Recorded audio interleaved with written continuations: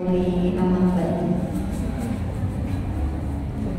pertama-tama mari kita panjatkan puji syukur kehadirat Allah Subhanahu wa taala atas rahmat dan karunia kepada kita semua sehingga pada hari ini yang berbahagia ini kita dapat berkumpul di tempat ini dalam silaturahmi dan acara kajian di Majelis Taklim yang kali ini alhamdulillah bersama kita Al-Ustaz Dr. Muhammad Abdul Wasikal MSc dengan tema menuntut ilmu demi meraih ridho Allah. Tak lupa selawat serta salam semoga selalu tercurah kepada Nabi kita Nabi Muhammad SAW yang sangat kita harapkan syafaatnya di yaumil akhir. Amin. Kenal maka saya, perkenalkan nama saya Nur sebagai imam acara kajian pada hari ini. Selanjutnya kami ucapkan jazakumullah khairan kepada Amiran Masjid Muhajirin yang telah mengizinkan tempat ini untuk bersilaturahmi dan menuntut ilmu di sini sampai hari ini. Dan jazakumullah khairan kepada panitia Majelis Taklim Nusaibah yang telah menyediakan sarana dan prasarananya. Jazakumullah khairan kepada Ustadz Abdul Wasikal beserta tim yang telah bersedia hadir pada kajian pagi hari ini. Serta jazakumullah khairan kepada jamaah Majelis Taklim Nusaibah yang semangat hadir untuk menuntut ilmu bersama pada pagi hari ini. Dan tentunya semangat dan support semangat yang luar biasa ini sangat berarti untuk kami Majelis Taklim Nusaibah. Semoga setiap langkah kecil ini Allah gantikan dengan keberkahan, keselamatan dan keberuntungan dan akhirat, serta kemudahan langkah untuk memasuki surga tanpa hisab dan azab. Semoga Allah meridhoi kita semua. Amin. Selanjutnya, berhubung Ustaz Abdul sudah berada di tengah-tengah kita, mari kita lanjutkan dengan mendengarkan dan mencatat materi dari Ustaz. Kepada Ustaz Abdul Wasikal, waktu dan tempat kami persilakan.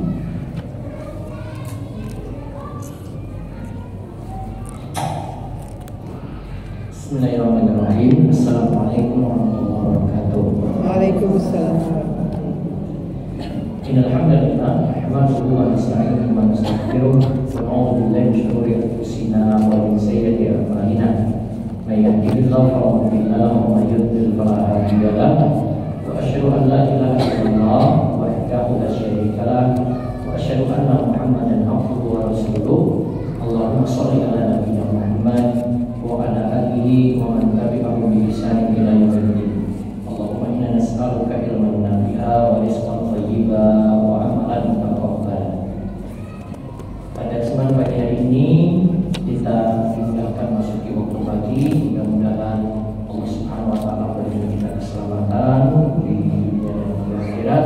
Allah berikan kita juga keselamatan untuk urusan dunia kita, agama, juga keselamatan untuk keluarga dan juga harta kita, serta mudah-mudahan Allah senantiasa menjaga kita di depan, di belakang, di kanan, di kiri, di atas, dan dihindarkan dari berbagai macam gangguan juga di bawah. Dan mudah-mudahan kita senantiasa diberikan istiqomah di jalan jahil. Kesempatan pagi hari ini kita kembali mengkaji satu buku kecil yang memberi judul Meraih Ridho Allah, di mana kita sudah membahas meraih ridho Allah dengan cinta kepada Allah, kemudian meraih Allah dengan cinta kepada Rasulullah SAW atau ittiba pada Rasul, yang ketiga dengan mencintai orang tua, kepada orang tua, dan yang keempat kali ini talabul ilmi, menuntut ilmu. Talabul ilmi menuntut ilmu. Nah, dalam pembahasan ini kami bawakan satu kisah yang panjang, yaitu mengenai semangatnya seorang sahabat yang bernama Salman, yaitu Salman Al-Farisi. Bagaimana semangat dia dalam mencari ilmu, walaupun berpindah tempat hingga guru-gurunya itu meninggal sampai terakhir dia berguru kepada Nabi kita Muhammad sallallahu alaihi wasallam. Dari Abdullah bin Abbas radhiyallahu anhu, dia berkata, Salman Al-Farisi menceritakan biografinya kepadaku dari mulutnya sendiri. Jadi Salman cerita biografinya kepada Abdullah bin Abbas, kepada Ibnu Abbas. Dia berkata begini, aku seorang lelaki dari Persia, dari Asbahan, warga suatu desa bernama Jair. Ayahku adalah seorang tokoh masyarakat yang mengerti pertanian. Jadi ayahnya di sini seorang tokoh. Jadi ini adalah putra dari seorang tokoh. Biasanya putra dari seorang tokoh itu pasti dia punya cita-cita untuk mendidik anaknya supaya seperti dia. Kemudian aku sendiri yang paling disayangi ayahku. Sudah dia anak seorang tokoh, disayangi ayahnya lagi. Jadi katakan dari semua makhluk Allah. Karena sangat sayangnya aku tidak diperbolehkan keluar rumah. Jadi ini anak rumahan. Aku diminta senantiasa berada di samping perapian karena orang tuanya ini menyembah api. Ajarannya kita sebut dengan Majusi. Aku layaknya tawanan budak saja, disuruh jaga, nggak boleh pergi kemana-mana. Saya nggak tahu dunia luar. Nah, itu versi dari Salman Al-Farisi. Aku dilahirkan dan membaktikan diri di lingkungan Majusi. Ini ajarannya Majusi. Ini bukan ahli kitab. Sehingga aku sebagai penjaga api, Majusi itu nyembah api, jadi api ini dijaga, bertanggung jawab nyalanya api tersebut tidak boleh padam. Tidak boleh padam. Lalu ayahku memiliki tanah perahan yang luas. Pada suatu hari beliau sibuk mengurus bangunan. Beliau berkata kepadaku, wahai anakku, hari ini aku sibuk di bangunan. Aku tidak sempat mengurus tanah. Cobalah engkau pergi ke sana. Lalu beliau menyuruhku melakukan beberapa pekerjaan yang harus diselesaikan. Amanahnya kalau diperintah kayak begini berarti tugasnya cuma bukan itu saja, tidak boleh nyambi-nyambi yang lainnya. Dan aku keluar menuju tanah ayahku. Dalam perjalanan aku melewati salah satu gereja Nasrani. Ini baru dia tahu dunia luar. Sebelumnya ajaran dia apa? Majusi. Terus dia lihat gerejanya Nasrani. Terus dia katakan, aku mendengar suara mereka yang sedang sembahyang. Aku sendiri tidak mengerti kenapa ya aku mengharuskan aku tinggal di dalam rumah saja. Aku tidak boleh tahu di dunia luar. Ternyata ada gereja semacam ini, orang sembahyang di situ. Itu suatu hal yang baru bagi Salman. Memang orang itu kalau kalau kita sebut ya ini di penjara seperti ini, ya kasihan dia cuma tahunya seputar ayahnya saja, tahunya seputar agama itu saja. Tapi ketika dia mau beralih keluar, baru dia tahu dunia luar. Oh ternyata ada ajaran kayak gini ya, beda dengan ajaranku. Sama seperti orang itu berada tumbuh besar di suatu kampung. Dia mungkin tahunya cuma sekitar itu saja, tapi kalau dia merantau ke pulau lainnya, dia tahu, oh ternyata dunia luar kayak gini. Mungkin di kampungnya ya, kebiasaan masyarakatnya jarang sholat. Dia tahu Islam itu seperti apa. Tapi ketika dia merantau pergi ke pulau lainnya, baru dia tahu, oh dunia luar kayak gini. Ternyata secara Islam itu harus sholat. Artinya ketika merantau baru dia bisa jalan Islam pergi untuk lihat keadaan tanah ayahnya saja. Tapi kalau aku melewati gereja mereka, aku mendengar suara mereka sedang sholat. Saya sebut saja sembahyang tadi ya.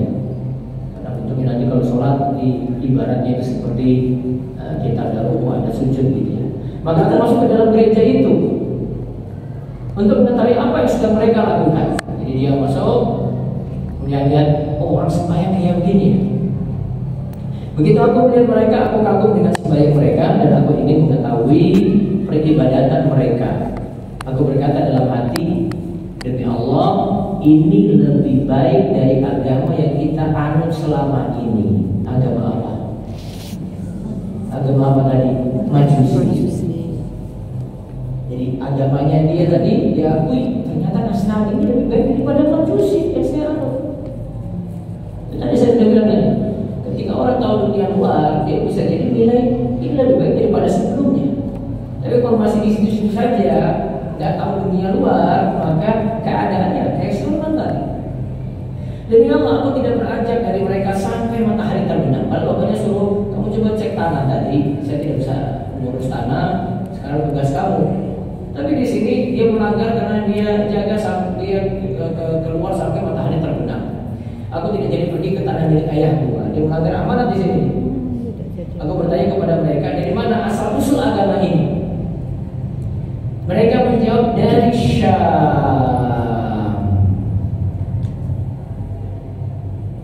Dari mana?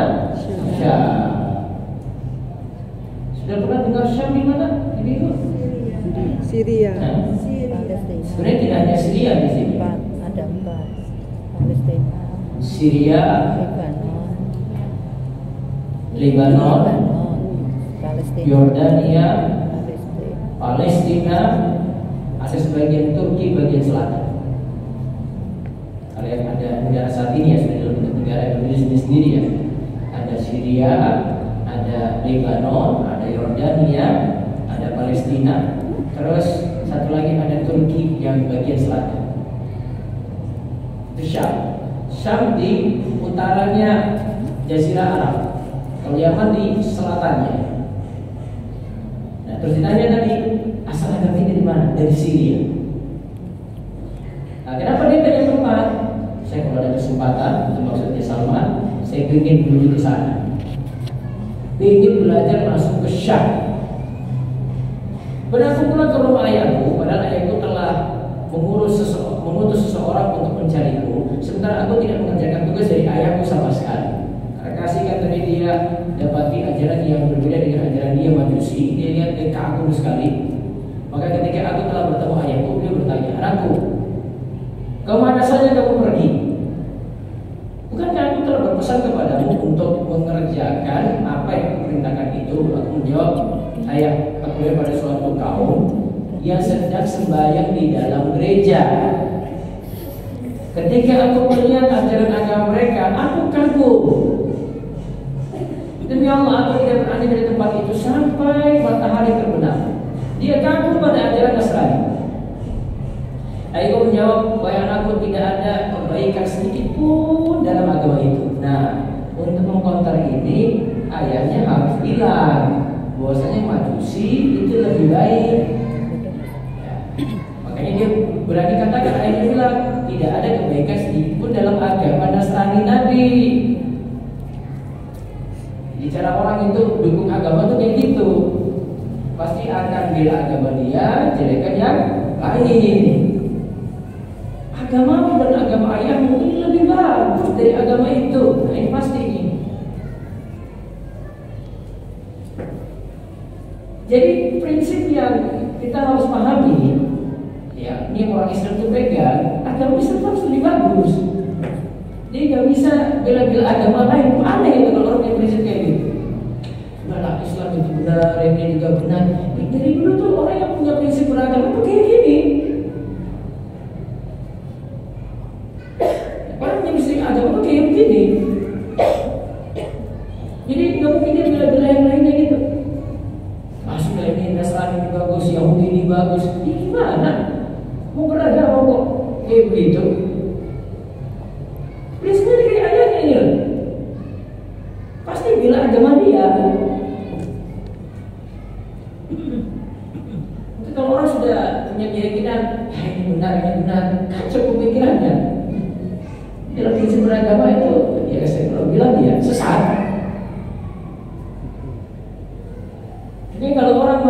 nikah kok beda agama, aneh itu. Saya pernah dapat seorang wanita itu masih muda, dia tanyakan yang pertanyaan yang aneh yang saya malas jawab. Ustaz, saya ingin nikah, calon saya ini Katolik. Bagaimana ya besok kalau punya anak ya? Kenapa kamu pikir jauh kayak begitu?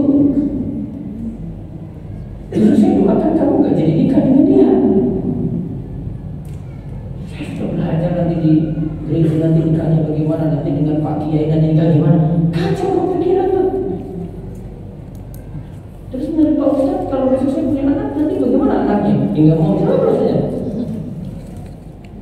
Karena saya legalkan kamu nanti nih. Dia bingung juga nikahnya bagaimana. Nah secara regulasi kalau nggak mungkin dinikahkan. Dia mau nikah di mana? Ada kekuatan hukum nggak mungkin dinikahkan. Kecuali si laki-laki pura-pura masuk Islam, nah baru kawat tuh. Nanti balik lagi. Jadi semua itu beragama kayak gini. Agama itu pasti lebih bagus. Bukan saya tolerir semua agama. Keliru itu. Semua orang yang beragama itu pasti kayak gitu. Yang Nasrani juga kayak gini, yang Yahudi juga pasti kayak gini. Dia bagus ini kayak dia. Agama dan agama ayahmu ini lebih bagus daripada agama itu. Terus aku bantah, demi Allah, sekali-sekali tidak. Agama itu lebih bagus dari agama kita. Karena anak ini sudah lihat langsung. Kemudian aku khawatir dengan diriku, karena ayahnya khawatir sehingga beliau itu merantai kakiku, dirantai di kakinya ini, dan aku dipenjara di dalam rumah. Tadi pada sudah dipenjara juga, ini lebih lagi, nggak boleh kemana-mana, kakinya itu dirantai. Susah jadi salurannya. Terus suatu hari ada serombongan orang dari agama Nasrani diutus menemui Salman. Maka aku sampaikan kepada mereka, jika ada rombongan dari Syam, tadi dari pedagang Nasrani, maka supaya aku diberitahu. Aku juga minta agar apabila para pedagang ini telah selesai urusannya dan akan kembali ke negerinya itu ke Syam, memberiku izin bisa menemui mereka. Saya ingin ketemu dengan mereka kalau mereka berasal dari Syam. Ketika para pedagang itu hendak kembali ke negerinya, mereka memberitahu kepadaku, kemudian rantai besi yang mengikat diriku tadi aku lepas. Aku ini. Lantas aku pergi bersama mereka sehingga aku tiba di Syam. Ingat, tempat pertama dia di Persia. Terus sekarang dia mau pindah ke mana? Syam. Ingat, tempatnya banyak nanti. Ini petualang sejati nih. Kalau ibu-ibu ngajinya itu cuma dicontoh catur aja di sini. Ini pindah-pindah. Ini sudah di Persia, ya. Terus habis itu pindah ke Syam. Dan banyak sekali. Dan saya pergi bersama mereka sehingga aku tiba di Syam. Sesampainya aku tiba di Syam, aku bertanya siapakah orang yang ahli agama di sini. Bahasa kita itu, ustaz di sini siapa sih? Tapi kan tadi itu Nasrani kan? Nasrani, maka ditunjuk uskup. Ya, karena ini bertolak Nasrani dulu nih. Mereka menjawab, uskup atau pendeta yang tinggal di gereja itu. Nah, perlu dipahami sebelum Nabi Muhammad SAW itu diangkat jadi Nabi, Syam itu jadi pusat ya, ajaran Yahudi, ajaran Nasrani, dua-duanya di situ. Tepatnya di Palestina itu dua tuh, tanpa Islam nanti masuk lagi, Islam juga di situ. Maka mereka itu punya tiga. Jadi dalam satu tempat itu tiga agama ini yang berada di situ. Artinya orang Yahudi ke situ, orang Nasrani juga ke situ, orang Islam juga ke situ.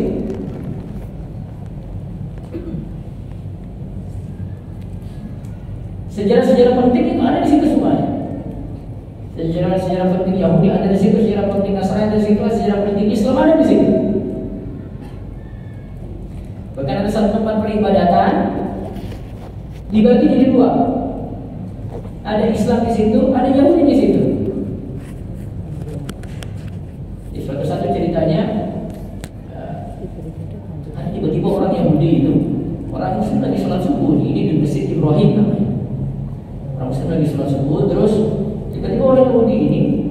Entah kenapa dia datang dia tembak tuh orang muslim. Diusutnya perkara ini, akhirnya diputuskan oleh PBB, ya, karena PBB kan yang sejatinya kuasai Palestina. Kemudian mereka putuskan masjid ini dibagi dua. Satu itu jadi sinagog, tempat ibadahnya Yahudi. Satu itu jadi masjid. Jadi satu masjid dibelah jadi dua. Satu bagian ya tidak jadi masjid lagi, jadi sinagog. Satu bagian itu jadi masjid. Itu contoh yang saya sebutkan tadi, agama-agama di situ semuanya ada tiga besar. Nah kemudian aku menemui uskup tadi, aku menemui pendeta tadi. Pun aku berkata kepada pendeta itu, aku sangat mencintai agama ini. Agama apa? Nasrani. Aku ingin tinggal bersamamu. Aku akan membantumu di gerejamu, agar aku dapat belajar denganmu dan sembahyang bersama-sama kamu. Pendeta itu jawab, silahkan. Oke, ini dicatat, ini guru pertamanya Salman. Ya kalau kita mau masukkan bapaknya tadi itu berarti bapaknya yang pertama, ini kedua. Dalam istilah berguru, ini sejatinya karena dia belajarnya mulai dari sini. Maka aku pun tinggal bersama uskup atau pendeta tadi. Ternyata di balik itu pendeta ini orang jahat. Dia menyuruh dan menganjurkan umat untuk bersedekah, tetapi setelah itu sedekahnya terkumpul dan diserahkan kepada dia. Ia menyimpan sedekah itu untuk dirinya sendiri, tidak diberikan kepada orang-orang miskin, sehingga terkumpullah 7 peti emas dan perak untuk si pendeta. Apa namanya? Peti. Sudah tahu ya. Ternyata kasusnya sudah dari dulu itu, bukan hanya zaman ini saja.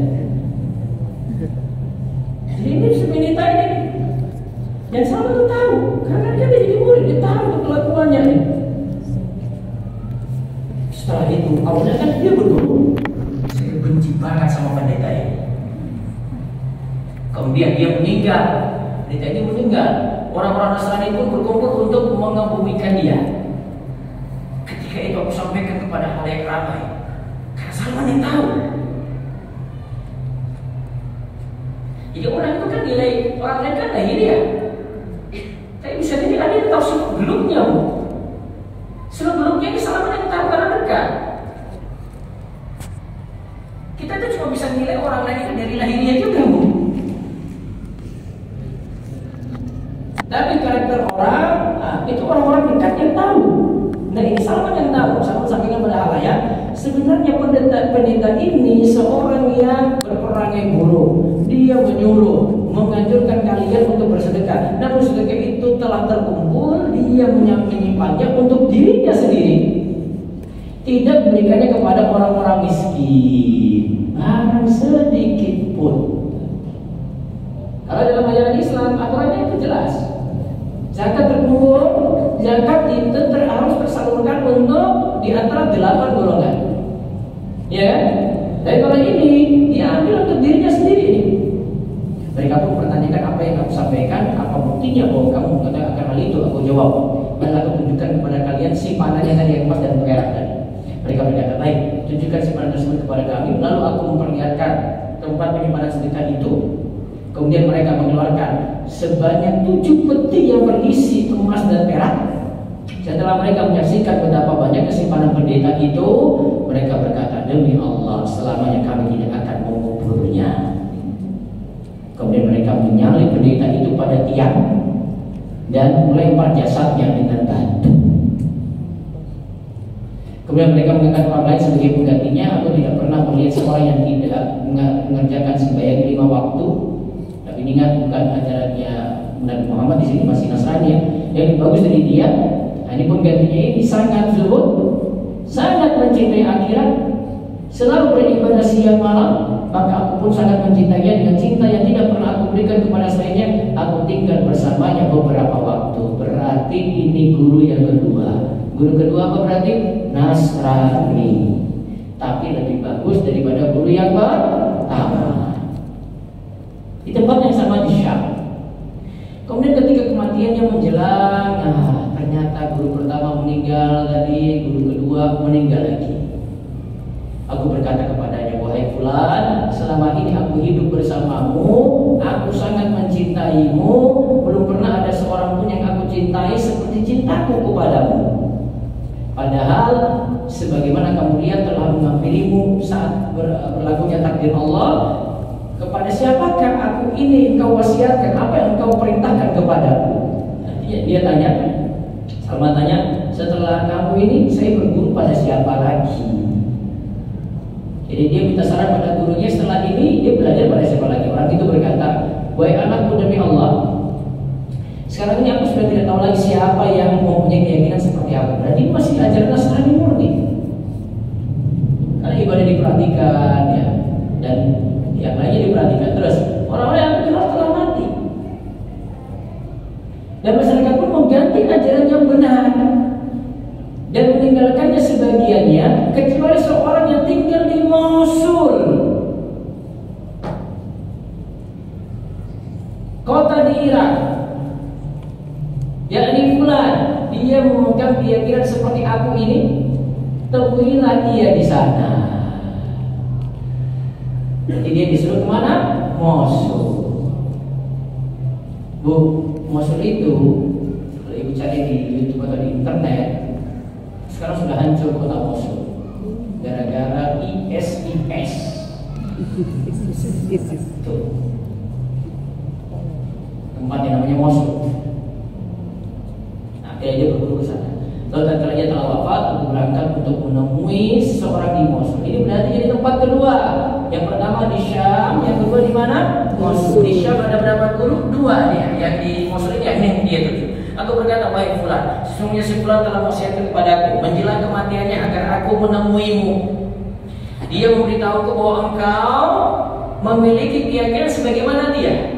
Jadi kalau pilih guru, kalau engkau disarankan oleh guru sebelumnya, ya pemahamannya sama. Ya, biar keyakinannya atau pemahamannya nggak kacau nanti di sini. Cari pemahaman yang sama. Kemudian orang yang kutemui itu berkata, silakan tinggal bersamaku, aku pun hidup bersamanya, aku dapati dia sangat baik sebagaimana yang diterangkan si fulan kepadaku. Namun ia pun dihampiri kematian. Dan ketika menjelang kematiannya, aku bertanya sama seperti tadi, baik fulan, ketika itu si fulan wasiatkan aku kepadamu dan agar aku hidup menemuimu, mungkin takdir Allah akan berlaku atasmu sebagaimana engkau memaklumi. Oleh karena itu, kepada siapakah aku ini hendak engkau wasiatkan dan apa yang engkau perintahkan kepadamu? Orang itu berkata, wahai anakku,